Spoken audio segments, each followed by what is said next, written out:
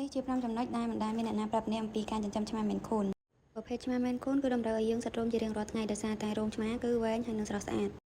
បើមិនធ្វើបែបនោះទេធ្វើឲ្យកន្ទុយរោមឆ្មារបស់យើងមើលទៅរអិលហើយការថែទាំរោមរបស់ឆ្មាជួយកាត់បន្ថយការជ្រុះរោមនិងធ្វើឲ្យរោមមានសុខភាពល្អនិងភ្លឺរលោងផងដែរឆ្មាធំស្មើនឹងចំណាយធំមែនខូនគឺជាប្រភេទឆ្មាបែប Luxury Cat ត្រូវការអាហារច្រើនកន្លែងរស់នៅធំនិងប្រដាប់លេងច្រើនចាប់ពីគ្រែធំនិងអាហារដែលមានគុណភាព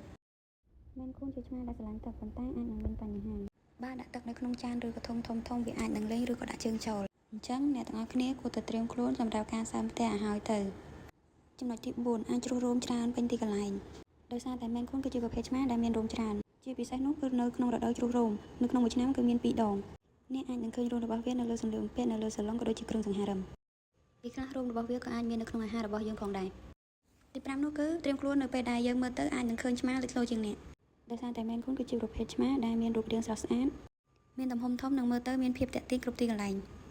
នៅពេលដែលអ្នកទាំងអស់គ្នាជួបជាមួយនឹងគ្រួសារឬក៏ផុសនៅលើ social media អញ្ចឹងបើសិនជាអ្នកទាំងអស់គ្នាមានចម្ងល់ឬក៏ចង់សាកសួរអីអំពីឆ្មាមែនខូនអ្នកទាំងអស់គ្នាអាច comment នៅក្នុងវីដេអូនេះបាន